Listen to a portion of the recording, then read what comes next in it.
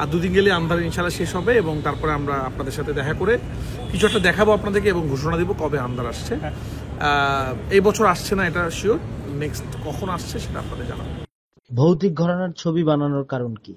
না, আমি তো সব জনরাই কাজ করি। আমি স্পোর্টস ফিল্ম বানিয়েছি চ্যানেলের সাথে দামাল, আমি রোমান্টিক সিনেমা বানিয়েছি, আমি ট্র্যাজেডি ছবি বানিয়েছি, আমি অ্যাকশন ফিল্ম বানিয়েছি, আমি রোমান্টিক মানে থ্রিলার বানিয়েছি, আমি পলিটিক্যাল ড্রামা বানিয়েছি। আমি সব ধরনের গল্প বলতে পছন্দ করি এবং আমি চাই না আমি এমন একটা ডিরেক্টর হই যে এই সাবজেক্টে পারদর্শী, শুধু রোমান্টিক বানায়, শুধু অ্যাকশন বানায়।